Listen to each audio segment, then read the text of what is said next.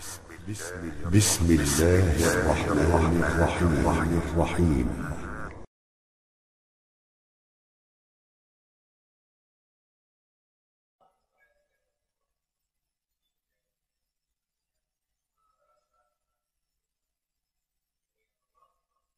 Merasa bagus, Masya Allah, bagus. Ada yang lain? Masnya? Tidak mengulangi lagi.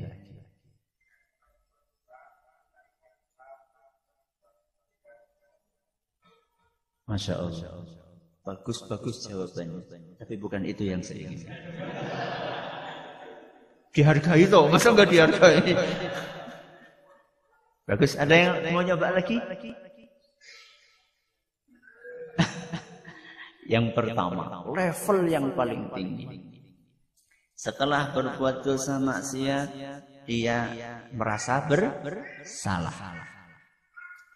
Segera bertaubat. Kemudian dia mencari hikmah di balik dosa-dosa yang dia kerjakan. Maksudnya nopo, kenapa saya terjerumus kepada perbuatan dosa ini? Karena setiap dosa itu mesti ada pemicunya. Jadi bukan sekedar bertobat. Contoh, naudzubillahi min dzalik, ada orang soleh, rajin ke masjid, pengajian nggak pernah ketinggalan. Ternyata suatu hari terjerumus kepada perbuatan zina. Padahal rajin apa? Rajin sholat. Rajin. Pertanyaannya, kejadian seperti ini mungkin apa mboten? Mungkin. Namanya orang rajin ke masjid bukan berarti nafsunya sudah hilang. Bukan berarti setannya orang merah. Jadi jenengan, wah gue ngapa rajin memajid jebule selingkuh pada bae kayak nyong loh. Mendingan nyong loh. Jadi mendingan jenengan iya nyong orang memajid. Loh. Si kepriwe. Mendingan nyong orang memajid, selingkuh orang memajid. Kalau bicara mendingan-mendingan, ya mendingan mana? Ya memang. Mendingan itu bukan berarti kemudian jadi legal. Enggak, maksudnya adalah kalau orang yang tadi sudah enggak ke masjid, kemudian berselingkuh, berzina. Orang yang satunya rajin ke masjid, selingkuh, berzina. Nanti pada hari kiamat kan ditimbang. Ditimbang antara nopo? Amal soleh kali dosa dan maksiat. Nah orang ini masih punya amal soleh ditimbang. Walaupun punya dosa dan maksiat. Lah kayak mau sih ora salat. Sing nggo timbangan kene iki apa? Ya. Saya sampaikan seperti ini bukan dalam rangka untuk membela orang yang rajin sholat terus berbuat selingkuh, bukan.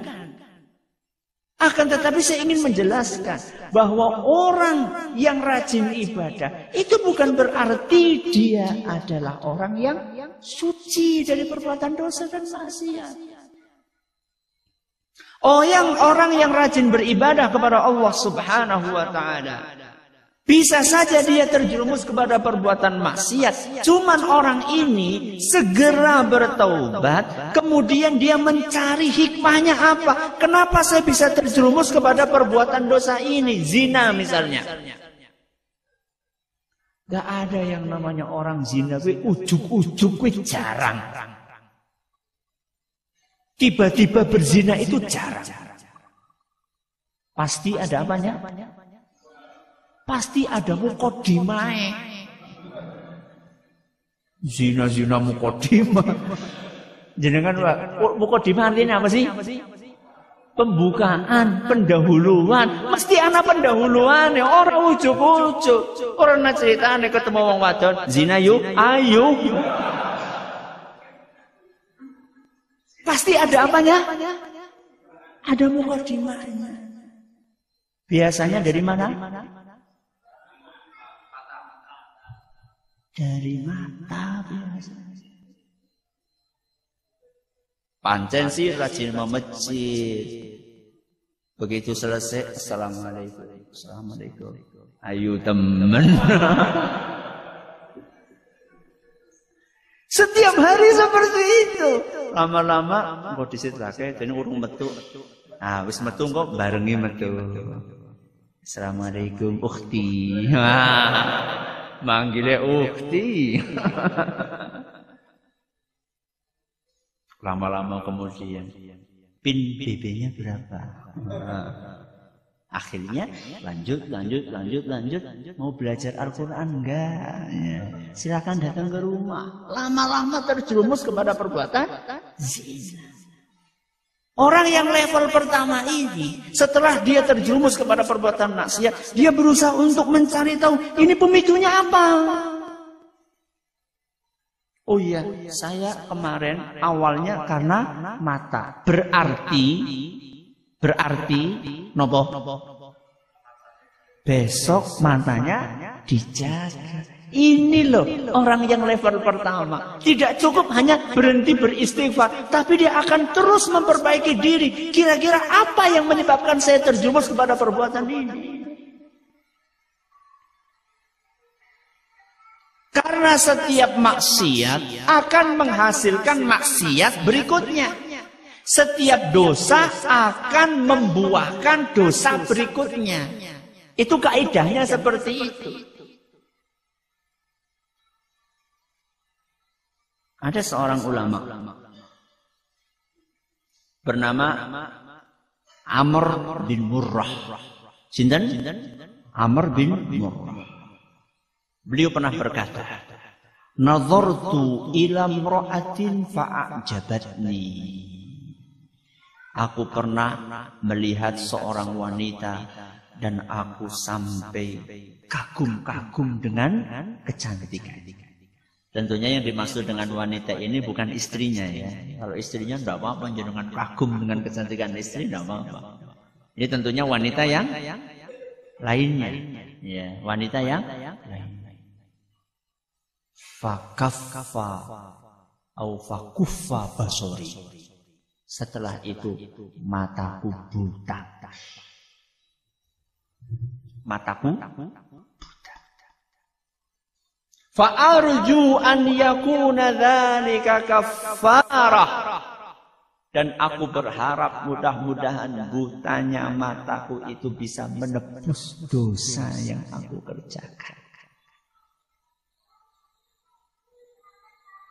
Ustaz, aku duwe kanca, saben dina nonton film porno, ora buta-buta.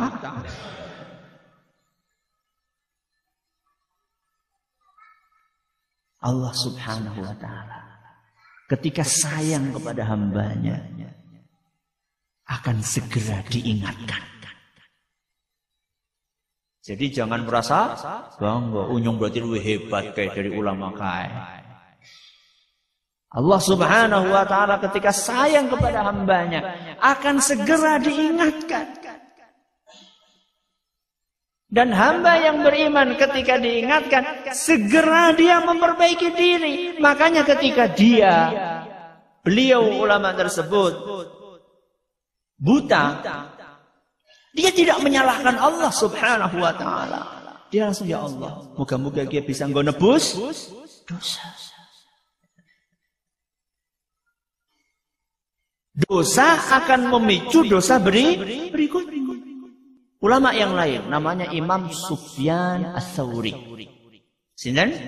Sufyan Ats-Tsauri. Siapa yang tidak kenal dengan Imam Sufyan Ats-Tsauri rahimahullahu taala? Beliau pernah berkata, "Hurimtu qiyamal laili khamsata ashhur bi dzambin aznabtuhu." Aku pernah gak bisa sholat tahajud selama 5 bulan. gara-gara satu dosa yang aku kerjakan. Jadi ulama kita orang bisa tahajud 5 bulan ku sedih pol. Kalau kalian jenengan boten tahajud pinten bulan. Ini padahal tahajud loh. Tahajud hukumnya apa? Sunnah. Ini ada orang setahun orang subuhan biasa baik. Kayak orang anak apa? Itu karena sudah tumpul. Mata batin yang sudah tumpul. Kalau boleh saya umpamakan dengan cermin. Cermin atau kaca akan kelihatan apa yang ada di baliknya ketika kacanya nopo bersih. Kaca yang bersih ada satu noda kelihatan apa mboten? Kelihatan. Kertas yang putih nggih bersih. Kalau misalnya kita kasih titik hitam segini, kelihatan apa mboten? Kelihatan. Karena apanya? Karena bersihnya. Tapi kalau misalnya kertasnya wis kotor banget, wis orak-orak akeh banget oretane, kemudian kita kasih titik seperti ini, kelihatan apa mboten? Mboten. Cermin ini atau kaca ini kita tidak bisa melihat apa yang ada di baliknya ketika kotor selama 10 tahun ora bersih. Ya kue wong 10 tahun ora subuhan. Kotor banget sehingga mata batinnya itu sudah tumpul. Imam Sufyan Ats-Tsauri beliau katakan saya pernah gak bisa sholat tahajud 5 bulan berturut-turut gara-gara satu dosa yang aku lakukan. Apa dosa tersebut? Kata beliau, ra'aitu rajulan yabki faqultu fi nafsi hadza mura'in. Aku pernah suatu saat melihat ada orang berdoa nangis. Saya napa mboten? Donga karo nangis. Saya napa mboten? Bagus. Terlintas di dalam hatiku lah kia paling riya. Kia paling riya alias napa? Suuzon. Prasangka gara-gara satu dosa suuzon membuat dia tidak bisa sholat malam berapa bulan? 5 bulan. Berarti ada orang nggak bisa subuhan selama bertahun-tahun. Kira-kira dosanya pira? Akeh banget.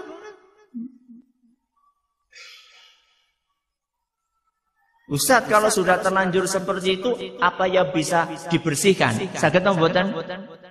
Saged napa mboten? Saged. Cuma ya seperti noda yang membandel gitu. Beda nggih noda membandel kali noda biasa. Ling resiki sami napa mboten? Mboten berbeda. Kalau noda yang sudah membandel itu membersihkannya butuh pakai Baiklin. Apa? Sebotol campuri banyu panas. Gosok.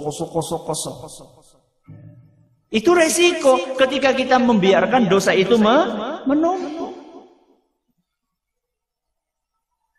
Saking bersihnya mata batin para ulama salaf kita. Sampai kalau misalnya ada sesuatu yang sulit, kendaraannya sulit, istrinya sulit diatur, pembantunya sulit diatur, mereka itu langsung kembali kepada diri sendiri sebelum menyalahkan orang lain. Contoh, Imam Al-Fudail bin Iyad rahimahullah, seorang ulama salaf terkenal. Sinten? Al-Fudail bin Iyad. Innila asillaha. Aku saat berbuat maksiat fa'arifu dzalika fi khuluqi himari. Aku itu setelah berbuat maksiat akan merasakan efek buruk perbuatan maksiatku di perilaku keledaiku. Ngertos keledai? Itu kedelai, keledai. Hewan apa? Tunggang. Maksudnya kepripun Ustaz? Angel diatur. Kon maju malah mundur. Kon mundur malah maju. Kon mengtengen malah mengkiwe. Kon mengkiwe malah mengtengen. Ketika mengalami suasana seperti ini, angel temen iki tunggangan, dia langsung apa ya dosaku? Orang langsung jukut apa? Gitu pancen angel. Itu ulama seperti itu. Bukan hanya di keledainya. Wa khadimi dan pembantuku. Dia pembantu dia telat terus. Introspeksi diri. Wa mro'ati dan istriku. Kalau istri jenengan sulit diatur itu, pertama kali yang dilakukan apa? Introspeksi diri. Dosa apa yang aku lakukan? Maksiat apa yang aku kerjakan? Bahkan kata Imam Al-Fudail bin Iyad, efek dari dosaku bukan hanya aku rasakan di tungganganku, di pembantuku, di perilaku istriku, wa fa'ri baiti, dan tikus yang ada di rumahku. Bayangkan. Apa jenengan punya makanan dikrokoti tikus, kemudian langsung aku dosanya apa ya? Wonten apa mboten? Wonten apa mboten? Ada. Yang ada adalah tikus. Nah, tikus kurang ajar. Apa sekolah nang endi wong tikus kon sekolah? Sing ngajari sapa? Kita ini yang seharusnya belajar. Tikus diajari, golek ngajari kepriwe? Pancen kawit mbiyen ora tahu sekolah. Kita yang seharusnya introspeksi. Bukan berarti ketika kita melihat tikus kita biarkan, bukan. Akan tetapi pertama kali melihat ada hal-hal yang enggak enak di sekeliling kita, perilaku istri kita berubah, perilaku anak kita berubah, perilaku pembantu kita berubah, bahkan hewan-hewan yang ada di sekeliling kita berubah. Ustaz, sekarang kita enggak pernah naik keledai, Ustaz. Sekarang kita naiknya motor. Ya mungkin saja, bisa saja Allah Subhanahu wa ta'ala mengingatkan kita lewat motor kita. Motor kok angel temen dislah. Gawa bae mong bengkel anu lho. Pertama kali berpikir apa ya? Astagfirullah. Bareng di kontak buruk. Ada, saya lupa, ada sebagian ustadz cerita seperti itu. Jadi dia naik mobil, kok nggak bisa? Kemudian dia banyak istighfar. Setelah itu kemudian nyala. Ya, sampai ke rumah mati lagi. Ya, jadi ini kan tengah perjalanan pulang isi pengajian, di tengah jalan sebelum sampai ke rumah, di pertengahan mati. Akhirnya dibersihkan. Kemudian dinyalakan, nyala lagi. Sampai ke rumah mati maning. Ya mending kok.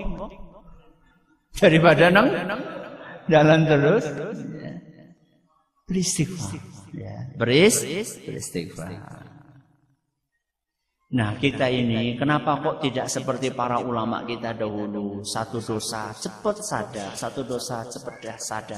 Itu karena terlalu banyaknya dosa yang kita kerjakan. Maka jamaah yang kami hormati, mungkin saat ini kita belum sampai level yang nomor 1. Bahkan mungkin nomor 2 pun juga belum. Mungkin kita baru di nomor 4. Minimal 3. Ya, minimal. Mungkin kita baru level yang ketiga. Setelah pengajian ini, mudah-mudahan kita naik kelas. Naik nomor kelas. Berkelas telu jadi kelas loro. Si kepriwe? Berkelas loro kelas sijine balik maning. Ya. Naik peringkat. Jadi muslim itu terus memperbaiki diri. Wingi urung ngaji, siki ngaji, ngesuk ngaji mana. Wingi salate isi bolong-bolong, siki mandan rapet, ngesuk rapet banget. Siki esi nyajen bae, ya. Ngesuk lereng, wis rosah nyajen mani. Siki esi nganggo simat, ngesuk la haula wala quwwata illa billah. Wis la haula wala quwwata illa billah jimate dibuang. La haula wala quwwata illa billah karo nyekelem. Keris kepriwe sih. Perbaikilah terus diri kita. Mudah-mudahan kita semakin baik kita menghadap kepada Allah dalam keadaan sudah bersih dari perbuatan dosa dan maksiat, sehingga yang ada saat meninggal dunia akan ada sambutan, fadkhuli fi ibadi wadkhuli jannati. Bergabunglah dengan orang-orang yang beriman, hamba-hambaku yang saleh. Wadkhuli jannati, masuklah ke surgaku. Mudah-mudahan. Allahumma